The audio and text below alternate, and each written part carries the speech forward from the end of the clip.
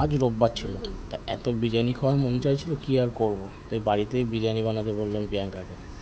আরও বিরিয়ানি বানিয়ে নিল। তার জন্য আমাকে বললো যা যা নিয়ে আসতে, আমি সেগুলো নিয়ে এসেছিলাম। আমুল দুধ, ইয়েলো ফুড কালার, আতর, শাহি বিরিয়ানি ফ্লেভার, তারপর বিরিয়ানি মশলা, সব কিছু আমি নিয়ে এসেছিলাম। আসার পর আমি ওকে দিয়ে দিলাম।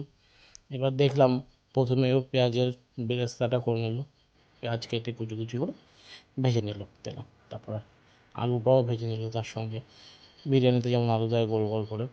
আর তার সাথে ও মশলা করেছিল, যেটাতে ও মাংস ম্যারিনেটটা করবে।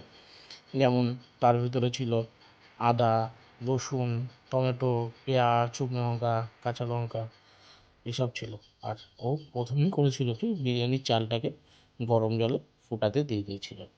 তারপর ফোটানোর পর ও সেটা নামিয়ে নিয়েছিল। তারপরে গোটা গরম মশলা দিয়েছিল, তেজপাতা দিয়েছিল, একটু তেল দিয়েছিল। ফোটানোর পর ও চালটা জল ছেড়ে নিয়েছিল। তারপর মাংসগুলো রান্না করার জন্য দিয়ে দিয়েছিল। তার ভিতরে যে আগের মশলাগুলো দেখিয়েছিলাম, কাঁচা মশলা, সেগুলো দিয়েছিল। দেওয়ার পর তারপর থেকে চিকেনটা দিয়ে রান্না করেছিল। এখন রান্না হয়ে যাওয়ার পর সব একটা গামলার ভিতরে মাংস আর আলুগুলো নিয়ে নিয়েছিল। নেওয়ার পর সুন্দর করে সাজিয়ে দিল। তার আগে গামলাটাতে কিছুটা ঘি মাখিয়ে দিয়েছিল। আর এটা সাজানোর পরে ওর থেকে যে হোয়াইট রাইসগুলো ছিল, যেটা আগে থেকে ও সেদ্ধ করে গেছিলো, সেই সেদ্ধ করা ভাতের চালটা উপর থেকে দিয়ে দিল। উপর থেকে দিয়ে দিল, দেওয়ার পর তার উপর থেকে ধনেপাতা ছড়িয়ে দিল ও পেঁয়াজের বেরেস্তাটা ছিল, সেই বেরেস্তাটা ছড়িয়ে দিল।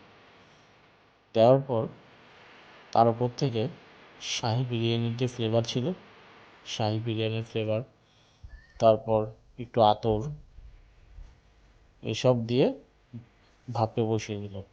আর এটা হচ্ছে যে কালারটা ছিল, সেই কালার, বিরিয়ানির যে কালারটা, ঘিও ছিল, ঘিটাও দিয়ে দিয়েছিল তার চালের ওপর থেকে। এরপর ভাপে বসিয়ে দিয়েছিল।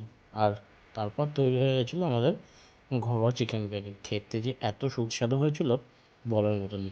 তোমরা একবার বাড়িতে এভাবে বানিয়ে দেখো। টাটা, দেখা হবে নেক্সট।